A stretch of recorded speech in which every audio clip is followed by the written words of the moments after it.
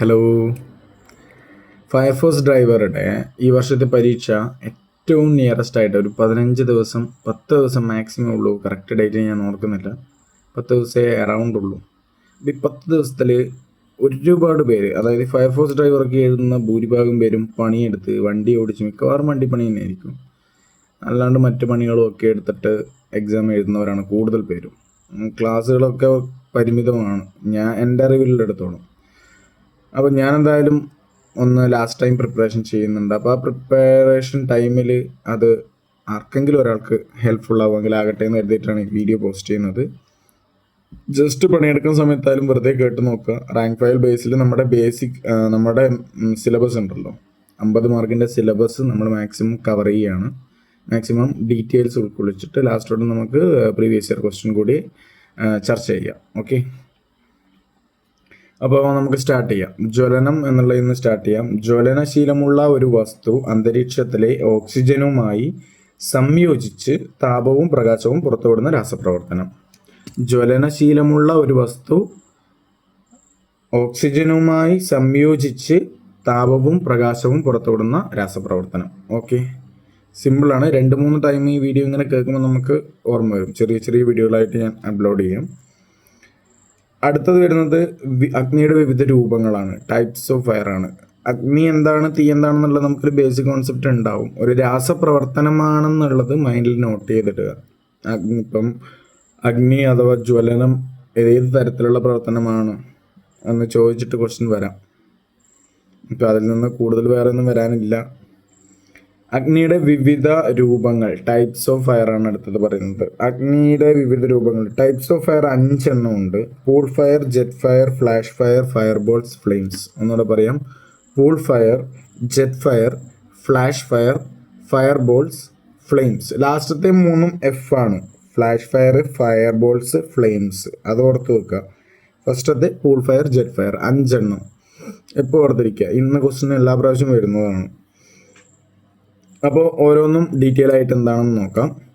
Pool fire: തിരശ്ചീനമായ ഒരു ഇന്ധന ശേഖരത്തിന് മുകളിൽ സംജാതമാകുന്ന ബാഷ്പം ഓക്സിജനുമായി ചേർന്ന് ഒന്നാകെ ജ്വലനത്തിന് വിധേയമാകുന്നതിന് പറയുന്നതാണ് പൂൾ ഫയർ. ഓക്കെ, തിരശ്ചീനമായ ഒരു ഇന്ധന ശേഖരത്തിന് മുകളിൽ കുറച്ച് പെട്രോളും മറിഞ്ഞ് കിടക്കുന്നുണ്ട്, കുറച്ച് പെട്രോളും മറിഞ്ഞിട്ട് റോഡിൽ കിടക്കുന്നുണ്ട്. അത് കത്തുന്ന പ്രവർത്തനം, അത്രയേ ഉള്ളൂ, സിമ്പിളായിട്ട്. ഓക്കെ, ഇന്ധന ശേഖരത്തിന് മുകളിൽ സംജാതമാകുന്ന ബാഷ്പം ഓക്സിജനുമായി ചേർന്ന് ഒന്നാകെ ജ്വലനത്തിന് വിധേയമാകുന്നത്, അത്രയേ ഉള്ളൂ. നമ്മളിപ്പോൾ കുറച്ച് പെട്രോളൊക്കെ മറിഞ്ഞു കഴിഞ്ഞിട്ടുണ്ടെങ്കിൽ അത് കത്തുന്നതാണല്ലേ, സെയിം തന്നെ ഇമ്പാക്റ്റ്. ഓക്കെ, അടുത്തത് ജെറ്റ് ഫയർ ആണ്. ജെറ്റ് ഫയറിനെ ഓർക്കാൻ ഏറ്റവും സിമ്പിളായിട്ടുള്ള കാര്യം, നമ്മുടെ ജെറ്റ് വിമാനങ്ങളുണ്ടല്ലോ, റോക്കറ്റ്. ഇപ്പം ഒരു റോക്കറ്റ് ഇങ്ങനെ പോവുകയാണെങ്കിൽ അതിൻ്റെ താഴെ ഭാഗത്തു നിന്നായിരിക്കും തീ പോകുന്നത്. അതായത് അതിൻ്റെ കറക്റ്റായിട്ടുള്ള ഇത് തുടർച്ചയായി ഒരേ ദിശയിലേക്കോ വ്യത്യസ്ത ദിശകളിലേക്കോ ഒരു ഉറവിടത്തിൽ നിന്നോ പൈപ്പ് ലൈനിൽ നിന്നോ ശക്തിയായി പുറത്തേക്ക് പ്രവഹിക്കുന്ന ദ്രാവക രൂപത്തിലോ വാതക രൂപത്തിലോ ഉള്ള ഇന്ധനം ജ്വലിക്കുന്നതിനെ പറയുന്നതാണ് ജെറ്റ് ഫയർ. ഓക്കെ, നമ്മുടെ ഒരു കുഴലിലൂടെ ശക്തിയായി ജ്വലിക്കുന്നതിനെ പറയുന്നതാണ് ജെറ്റ് ഫയർ. ഇത്രയും ഓർത്ത് വെച്ചാൽ മതി. അടുത്ത 3ാമത്തത് ഫ്ലാഷ് ഫയർ ആണ്. എന്താണ് ഫ്ലാഷ് ഫയർ? നമ്മൾ ഫ്ലാഷ് ഫയർ എന്ന് പറഞ്ഞിട്ട് കാണലില്ല. നമ്മൾ ഫ്ലാഷ് ഫയർ എന്ന് പറയുമ്പോൾ തന്നെ മാക്സിമം വെളിച്ചമായിരിക്കും അതിൽ കൂടുതലുണ്ടാവുക. ഫ്ലാഷ് ഫയറിൽ കത്താൻ പര്യാപ്തമായ ഇന്ധന ബാഷ്പമോ പൊടിയോ ദ്രാവക ഇന്ധനങ്ങളുടെ സൂക്ഷ്മ കണികകളെ ആവശ്യമായത്ര വായുവിൻ്റെ സാന്നിധ്യത്തിൽ പെട്ടെന്നും ശക്തിയായും തീവ്രമായും കത്തുന്നതിനെ പറയുന്നത്. നമ്മൾ പണ്ട് അറിയുന്നവർക്കറിയാം, ഈ വിഷുവിനൊക്കെ പടക്കം പൊട്ടിച്ച് കഴിഞ്ഞിട്ട് കുറച്ച് പടക്കത്തിൻ്റെ പൊടി എടുത്തിട്ട് നമ്മൾ പേപ്പറിലിട്ട് കത്തിക്കാറുണ്ട്. അപ്പം കത്തിക്കുമ്പം അവ നന്നായിട്ട് ഫ്ലാഷ് ചെയ്തിട്ടാണ് കത്തുക. അതേ ഉള്ളൂ സാധനം. സിമ്പിളായിട്ട് ഓർക്കാൻ വേണ്ടിയിട്ടാണ് അങ്ങനെ പറയുന്നത്. തീം കറക്റ്റ് ഓർത്ത് വെക്കണമെന്നുണ്ടെങ്കിൽ ഒന്ന് റിപ്പീറ്റ് കേട്ടാൽ മതി. ഒന്നുകൂടെ പറയാൻ ഞാൻ: ഫ്ലാഷ് ഫയർ കത്താൻ പര്യാപ്തമായ ഇന്ധന ബാഷ്പമോ പൊടിയോ ദ്രാവക ഇന്ധനങ്ങളുടെ സൂക്ഷ്മ കണികകളെ ആവശ്യമായത്ര വായുവിൻ്റെ സാന്നിധ്യത്തിൽ പെട്ടെന്നും ശക്തിയായും തീവ്രമായും കത്തുന്നതിനെ പറയുന്നത്. ഓക്കെ, അടുത്തത് 4ാമത്തത് ഫയർ ബോൾസ് ആണ്. ഇന്ധന ബാഷ്പവും വായുവും കൂടി കലർന്ന മിശ്രിതം ഗോളാകൃതിയിൽ കത്തുന്നതിനെ പറയുന്നത്. സിമ്പിളാണ്. നമ്മൾ സിനിമയിലൊക്കെ ബോംബ് സ്ഫോടനങ്ങൾ കാണാറുണ്ടല്ലോ, ഇങ്ങനെ ഗോളമായിട്ട്. മറ്റേ ബാബാ കല്യാണ സിനിമയിൽ അവർ ലാസ്റ്റ് അവരൊരു തീവ്രവാദികളുടെ ഒരു വീട് കത്തിക്കുന്നില്ലേ, ബ്ലാസ്റ്റ് ചെയ്യുന്നില്ലേ, അന്നേരം ഒരു ഗോളമായിട്ടല്ലേ ഇങ്ങനെ പോകുന്നത്. മോസ്റ്റ് ഓഫ് ദ സിനിമീസിലെല്ലാം അങ്ങനെയുണ്ട്. ആ ഒരു ഫയർ ബോൾസ് നമുക്ക് കാണാൻ പറ്റും. അതോർത്ത് വെച്ചാൽ മതി. ഇന്ധന ബാഷ്പവും വായുവും കൂടി കലർന്ന മിശ്രിതം ഗോളാകൃതിയിൽ ഒന്നിച്ച് കത്തുന്നതിനെ പറയുന്നത് ഫയർ ബോൾസ്.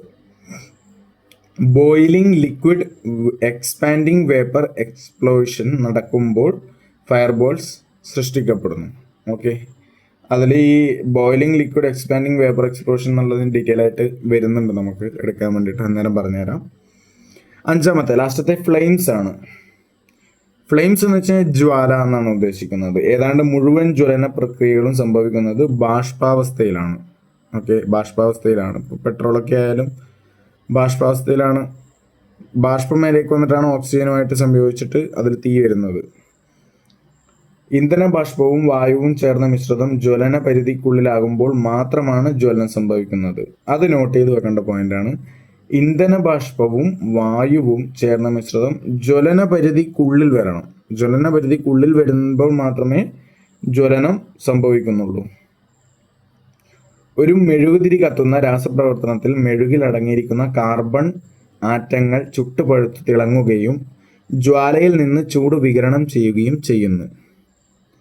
ഇന്ധന ബാഷ്പത്തിന്റെയും വായുവിന്റെയും ചലനത്തിനനുസരിച്ച്